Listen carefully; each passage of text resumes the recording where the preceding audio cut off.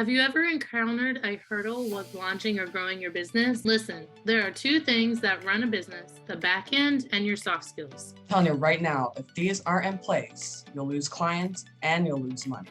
Don't want that? Well, you're in the right place. Hey, I'm Dana. Hey, I'm Sarah. We're your hosts who are going to tell you how it is, give you tips and tricks, and even occasionally bring on a guest that care about supporting you grow your business organically and nurture authentic relationships. Are you ready?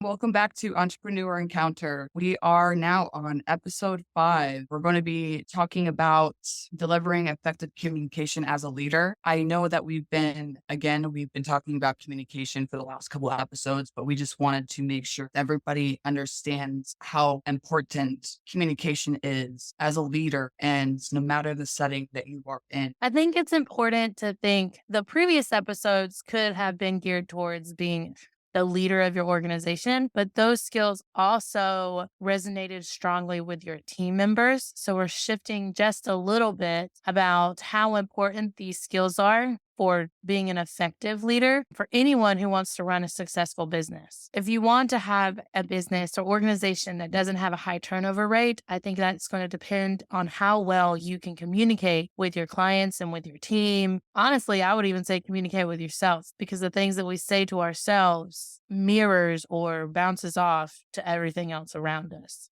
And that Communicating well lets you share your ideas, make and keep great relationships for short term and long term, inspire others, and open up new opportunities. Just a personal segue into myself, honestly, and probably for you, Sarah, is communicating has opened up so many new opportunities for me that I never even thought were possible. So when I launched my business back in 2020 as just a side hustle, I tunnel visioned, was just thinking about building extra cushion in my budget, being a single mom of 3, because it was really hard. And I just wanted to be able to save, pay off debt, like the typical things that parents worry about. But because I worked on communicating with not just family and friends of, hey, this is what I'm doing, like I shared it with potential audiences. Anytime I connected with someone in a Facebook group or met someone new, honestly, even getting my nails done, I have told people like, hey, this is what I'm doing. What do you do? Because I mean, we're stuck there for however many minutes, hours it feels like to get my nails done. I was like, I'm talking to somebody. I can't just sit here in silence.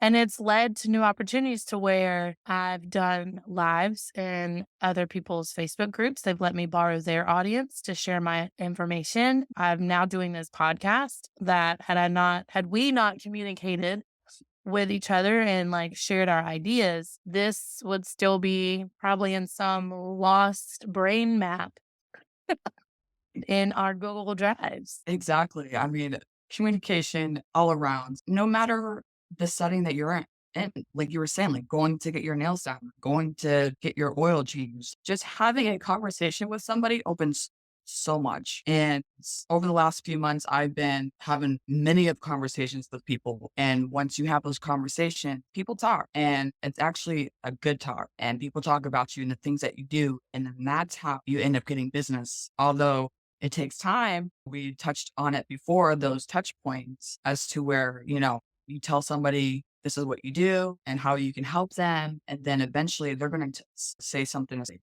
what's that term? Like 6 degrees of separation, right? Ooh, yes. I haven't thought about that in a long time. I mean, because if you really think about it, right? If you go to your networking meet and you're having a conversation with someone, then they know 6 people. Is it 6 or 7? I don't know. But yeah, so they know somebody and then they go talk. And then they go talk, it's just like a dominoes. If you're trying to get out there to create a business and get those customers, clients rolling in, you got to get out there, communicate. So, for anyone that is not aware or has not heard of 6 degrees of separation, it's not something that I've thought about, but it's something with the networking group that I do every week. Actually, I guess we do this, but they don't really say that's what it is.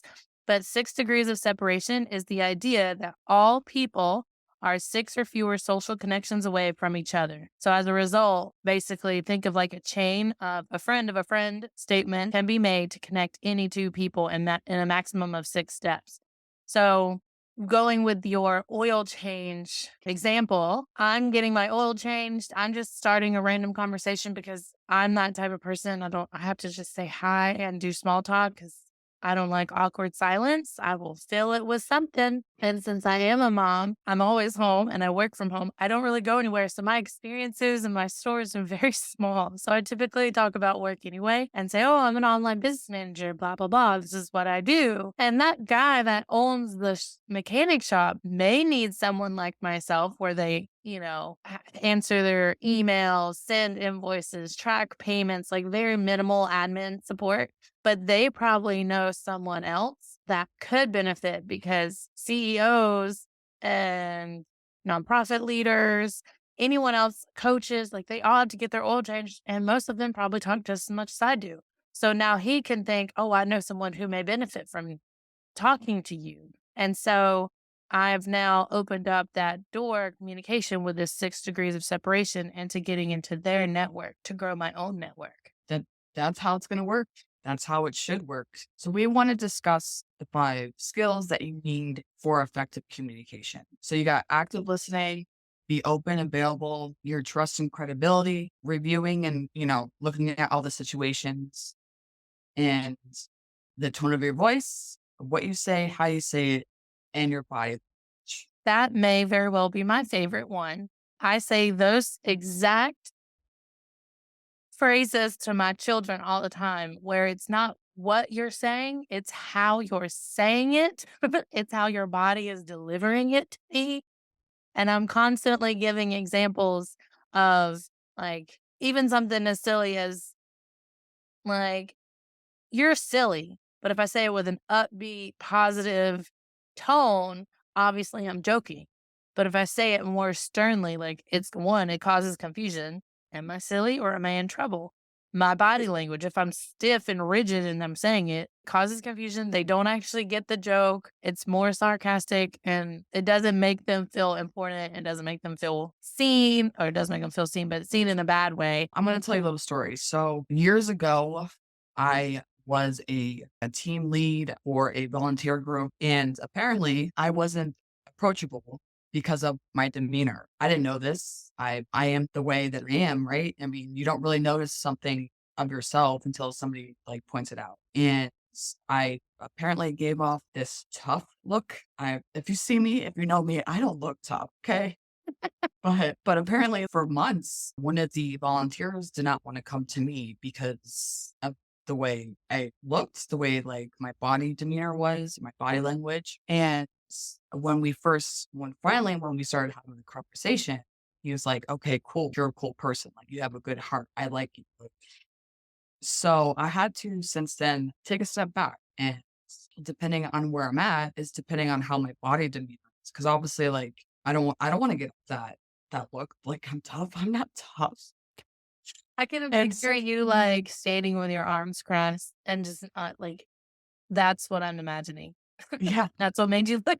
and it's so funny. But yeah, speaking of like crossing your arms, I've had to train myself not to cross my arms because if you cross your arms, you're showing everybody that you're closed off. And obviously, like we don't know what we're doing. It could be a habit, and we just end up crossing our arms or not smiling enough, whatever the case may be. And even if the way you walk into a room, Mm. just walking into a room, are your shoulders up? Do you feel confident walking into your room, or is your head down? You know what I mean? So taking the time to practice and even asking for feedback, that works as well. Because obviously if I didn't receive that feedback, I would have never known. I would have just been known as a person that looks not approachable, you know? So, and then your tone of voice, the way you communicate, the tone of your voice, that says a lot too. And it obviously if you're emailing or texting, sometimes that is hard to get across because I can say something in text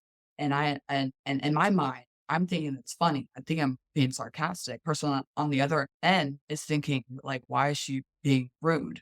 You know what I mean? So because I've got so that's why I always say, look, get on the phone, let's have a conversation in person because then you can hear my voice, you can see my face and know that this is the way I talk.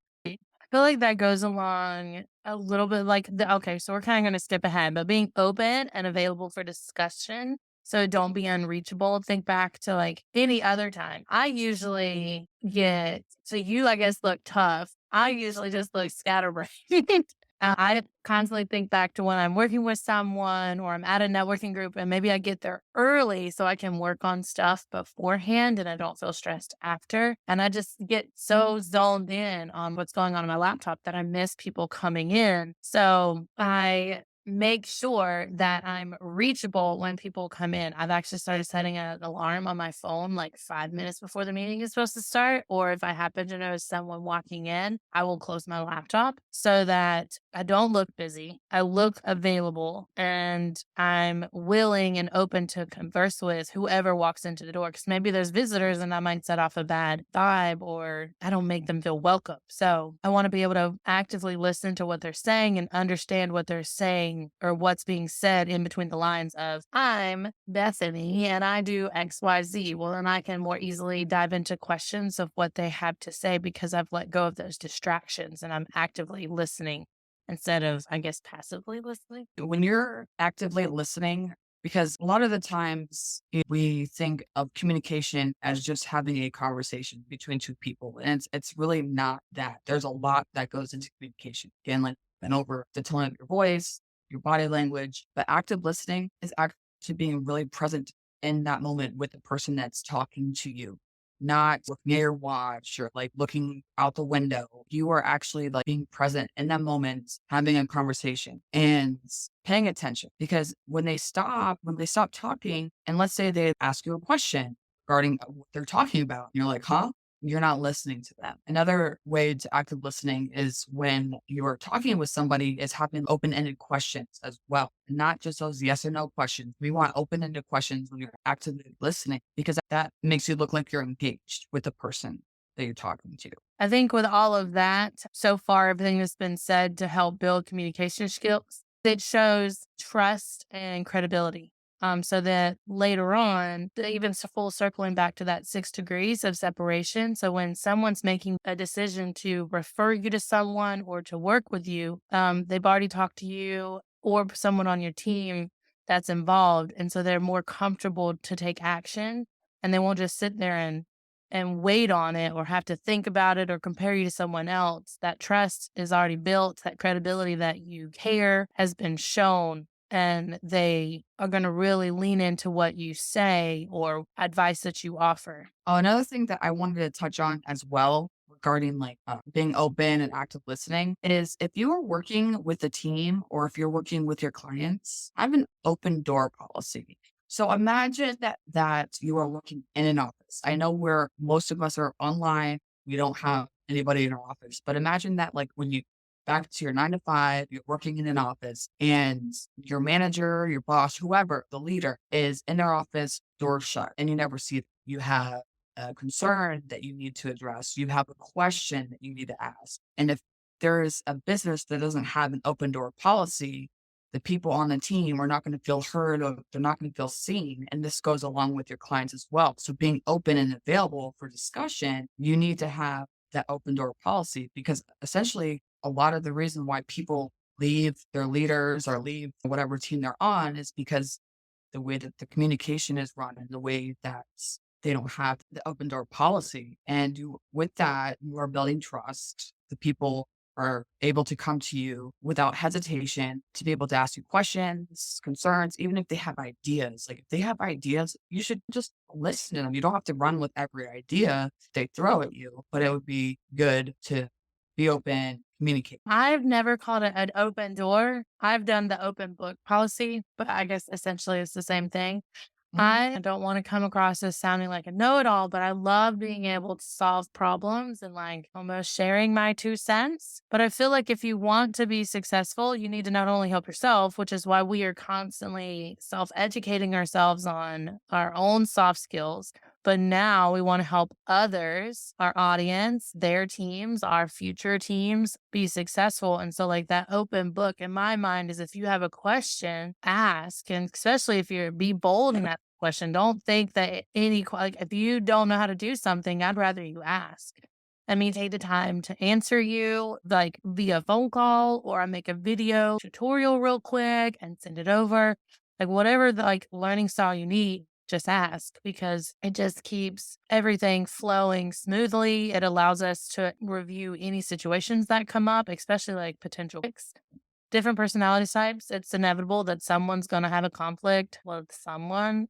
But when questions are asked, one, it gives you insight into how they viewed the situation, but then it opens up the door for you as the leader to look at it at different angles and share like how you viewed it. And so that you can most come to a mutual understanding and like resolution to make a better decision going forward. Don't, as hard and overwhelming as life can be with running a business, it's very vital to take time to stop and reflect often, like maybe even once a week before you end your last day of the work week, to reflect on what happened this week. Or were there any road bumps or hurdles to get over? How were they handled? Were conversations had that needed to be had? Don't let anything kind of carry over the week and into the next week, because then you're just going to feel even more overwhelmed and behind. But we're all adults, but as a leader, it can be tough to go in and kind of be that decision maker. But when you launched your business, that's essentially what you signed up for. You are, as a leader, you're running the show. People are going to look up to you.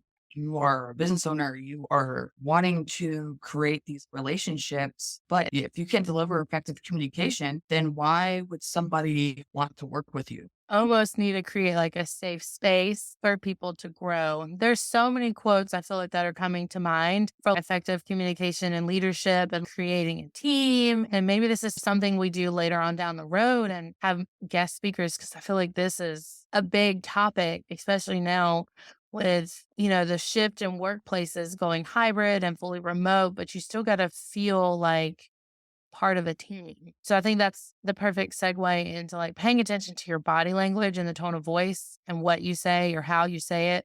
I constantly tell people or remind people I'm not funny by no means. I don't get humor often. I feel like I don't do sarcasm either. Like I just don't get it. It doesn't process in my brain very well.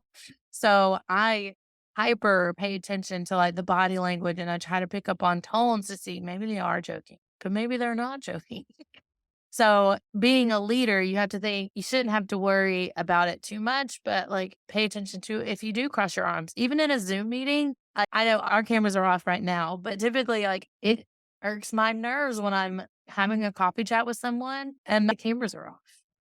I want to see your face. And as a leader, when I'm meeting with my team, I make sure at the point that like one, my background is clean so that I can have my camera on and they can see I'm not crossing my arms. I'm probably talking with my hands. I'm being very animated and inviting and intentional so that they feel more comfortable with tasks that we have coming up. If we're losing a client, if we're gaining a client, if priorities are shifting, making sure that they can visually see through my body language and not just my tone that I'm open, flexible, and respectful to any viewpoints that come across. Here's our final thoughts on the episode. Remember, when you fail in your communication, your ability to deal with others will be compromised, and therefore your overall results in your business. And what do we mean by that?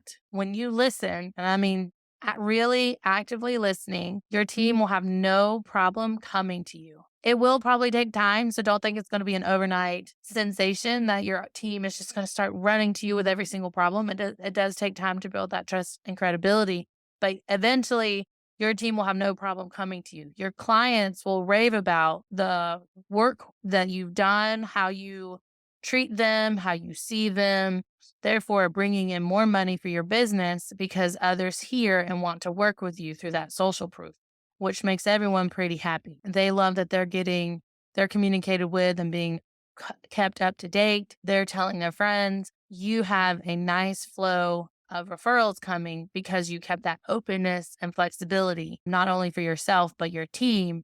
So you actually have time to spend with the clients, with your team. There's not any talking about endless rants. If they have a concern, question, new ideas, again, they feel comfortable coming to you, and that's just going to help boost productivity all the way around and goes hand in hand with trust and credibility.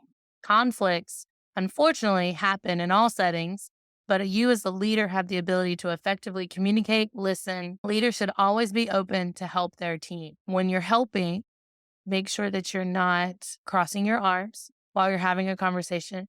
You want your body language to present openness. So, which can also result in them wanting to look somewhere else, or maybe they go to a different team member and not to you. So, imagine you're trying to sell at an event, talking with your arms crossed. You're not approachable, therefore, you may not get the sell. Now, when you put all of this into play and have effective communication, verbal and nonverbal, you have a happy team, you have happy clients, and your business is going to thrive and blossom into wherever avenues you want it to go. So, our question for you this week is, how do you show openness with your team? Do you have an open door, open book policy? If not, are you willing to give it a shot? You guys can go ahead and share your answer in the group.